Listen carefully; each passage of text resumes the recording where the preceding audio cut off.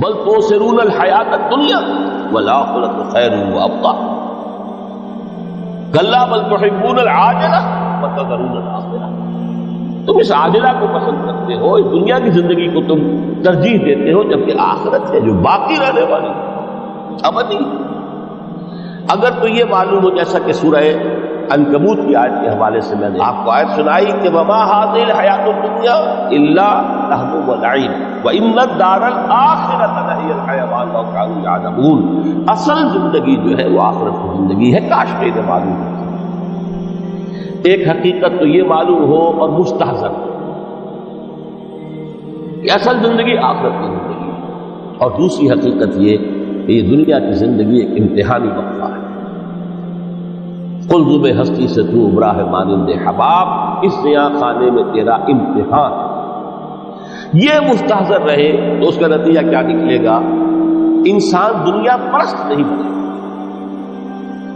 متاع ہے دنیا، برتنے کی چیز ہے.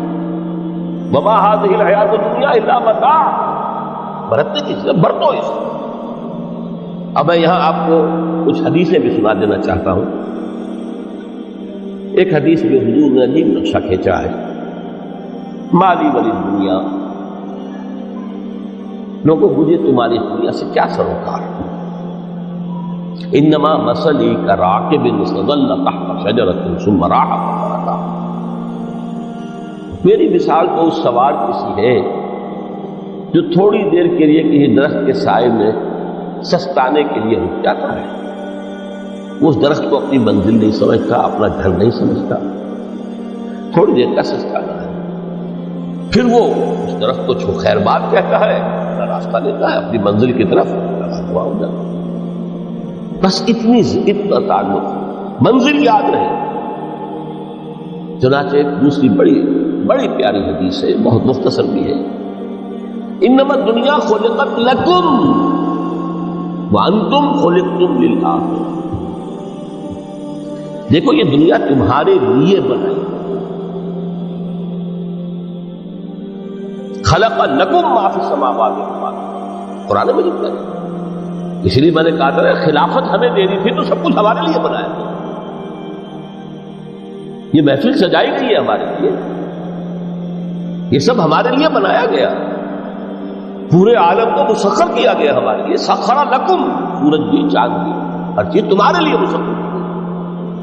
انما الدنیا خلقت لکم وانتم خلقتم للآخرہ. لیکن تمہاری تخلیق ہوئی ہے، تمہیں بنایا گیا ہے، تمہیں پیدا کیا ہے آخرت کے. یہ منزل یاد ہے. میرا ٹھکانہ وہ ہے، میرا گھر وہ ہے، میری منزل وہ ہے. یہ راہ گزر ہے، یہ سفر ہے، یہ ایک وقفہ ہے، امتحانی وقفہ ہے. خلق الموت والحیات لیبلوکم ایکم احسن عملا. لیکن اب تیسری حدیث سنیے، اور یہ ہے وہ کہ جو اس دنیا کو جو میں نے شروع میں کہا تھا بڑی ٹھوس حقیقت ہے. یہ اللہ کی تخلیق ہے، سنجیدہ تخلیق ہے. ہم نے کوئی کھیل کود کے لیے تو نہیں بنایا ہے. ربنا ما خلقت ھذا باطلا. حضور فرماتے ہیں الدنیا مزرعۃ الآخرہ. دنیا آخرت کی کھیتی. یہاں بوؤ گے تو وہاں کاٹو گے، یہاں بوؤ گے نہیں تو کاٹو گے کیا خاک. اس اعتبار سے غور کیجیے، یہ دنیا اور حیات دنیاوی کا ایک ایک لمحہ ایک بڑی عظیم حقیقت کے ساتھ. ہماری حیات دنیاوی کا ایک ایک لمحہ ابدی ہے پوٹینشلی. کیوں کہ اس میں جو کچھ ہم کما رہے ہیں اس کے نتائج ابدی زندگی پر پھیلے ہوئے ملیں گے. تو گویا کہ یہ جو ہے یہ گھڑی میشر کی ہے، دور سے میشر میں ہے. بیشتر غافل عمل کوئی اگر دفتر میں ہے، یہاں کا ایک ایک لمحہ تمہارے لیے بہت قیمتی ہے. یہاں بو محنت کرو، کاشت کرو تاکہ وہاں کاٹ سکو. الدنیا مزرعۃ الآخرہ. اب دیکھیے یہ جو انداز ہے قرآن کا، وما الحیات الدنیا الا متاع الغرور، جو ہماری گفتگو کا عنوان ہے، اس کے دو نتیجے نکلتے ہیں عمل. ایک نتیجہ جو صحیح ہے، جو قرآن نکالنا چاہتا ہے، جس کی طرف اسلام رہنمائی کرتا ہے، ایک ہے بالکل منفی نتیجہ جس کی اسلام نفی کرتا ہے۔ وہ منفی نتیجہ کیا ہے؟ دنیا دھوکے کی ٹٹی ہے، چھوڑو گھر گرہستی کو، دفع کرو، رب سے نو لگانی ہے۔ یہ شادی کر کے اور گھر گرہستی کا کھکیڑ بول لینا، کہاں ایک پیٹ کا پالنا، کہاں 10 پیٹ لگ جائے پیچھے، اسی میں آدمی جو ہے گم ہو کر رہ جاتا ہے۔ لہذا گھر گرہستی کو چھوڑو، تجرد کی زندگی گزارو۔ پھر یہ تمدن ہر جگہ شر ہے، برائی ہے، دھوکہ ہے، فریب ہے، جھوٹ ہے، دفع ہو جاؤ۔ جاؤ کہیں پہاڑوں کی چوٹیوں پر، کہیں غاروں میں، گفاؤں میں، کہیں جنگلوں میں بھونی روا۔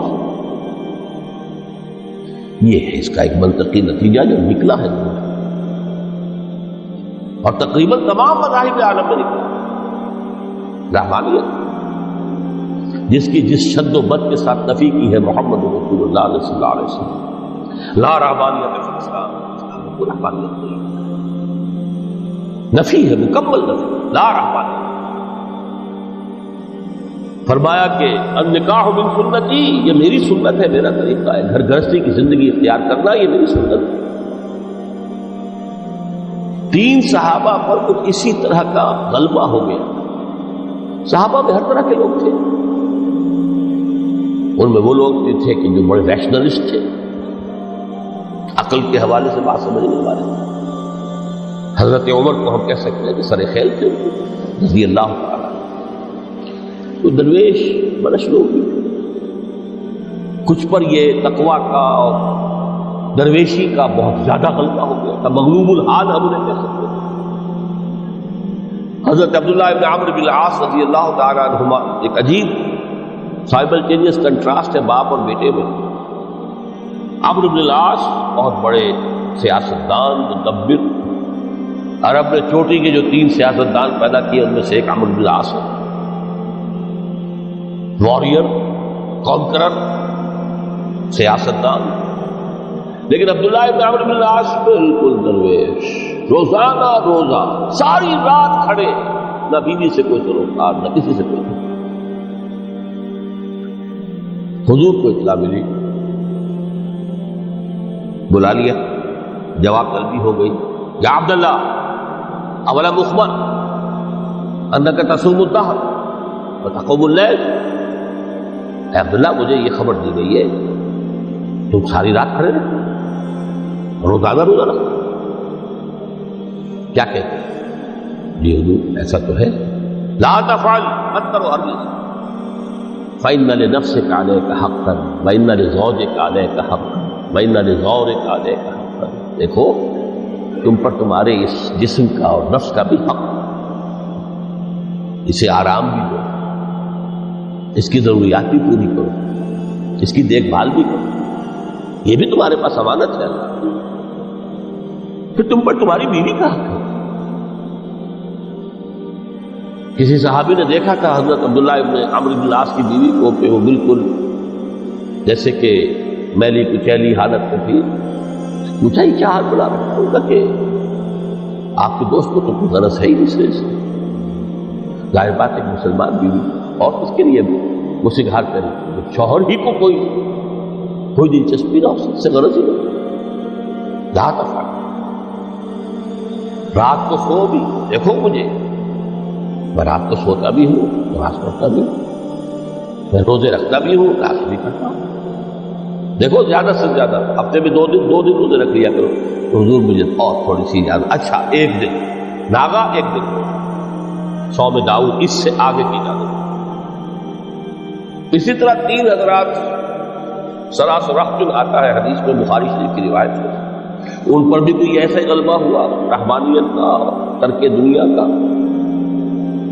انہوں نے آ کے ازواج مطہرات سے معلوم کیا آپ کتنی رات نماز پڑھتے ہیں، کتنا دو سوتے ہیں، مہینے میں کتنے آپ روزے رکھتے ہیں نفلی۔ انہوں نے کوئی وہاں تو کھلی کتاب تھی سیرت محمد صلی اللہ علیہ وسلم، جو کچھ تھی حقیقت بیان کر۔ اب دیکھیے ایک عجیب ذہنیت انہوں نے دیکھا کہ یہ تو کم ہے، ان کے اندازے کے اعتبار سے تو بہت کم ہے، لیکن یہ کہ اپنے آپ کو ذرا تسلی حضور کی تو کوئی ضرورت نہیں ہے، آپ تو معصوم ہیں، آپ میں سے کوئی گناہ نہیں ہوا، کوئی خطا نہیں ہوئی، آپ کے لیے تو یہ اتنی عبادت ہماری تو کافی نہیں ہے، ہم تو گناہ گار ہیں۔ ایک نے عہد کیا کہ میں کبھی نہیں سوؤں گا، رات بھر کھڑا ہوں گا، دوسرے نے کہا کبھی ناغہ نہیں کروں گا، ہر روز روزہ رکھوں گا، تیسرے نے کہا میں شادی بیاہ کے کھکیڑ میں پڑوں گا۔ حضور کو اطلاع مل گئی، طلب فرمایا، ڈانٹا، آپ لوگوں نے یہ کہا ہے؟ جی ہاں یہ کہا تھی۔ واللہ خدا کی قسم میں تم میں سب سے بڑھ کر متقی ہوں، لیکن میں رات کو سوتا بھی ہوں، نوافل روزے رکھتا بھی ہوں، لازم میری گھر گرستی کی زندگی ہے، میری بیویاں ہیں۔ من رغب عن سنتی فلیس منی، یہ ٹکڑا جو جوڑ دیا جاتا ہے نکاح کے خطبے میں اس حدیث کے ٹکڑے کے ساتھ، یہ دو علیحدہ حدیث ہے بالکل، النکاح من سنتی، اور یہ ٹکڑا اس طویل حدیث کا ہے، من رغب عن سنتی فلیس منی، جو میری سنت کو پسند نہیں کرتا پھر اس کا مجھ سے کوئی تعلق نہیں۔ یہ تو میں نے احادیث کے حوالے سے آپ کو جو منفی طرز عمل، گریز، دنیا سے تعلق منقطع کرنا، پسپائی، گریز، فرار، اور اس کا نتیجہ کیا نکلتا ہے کہ دنیا پھر شریروں کے لیے رہ گئی، کھیلے کودے عیش کریں۔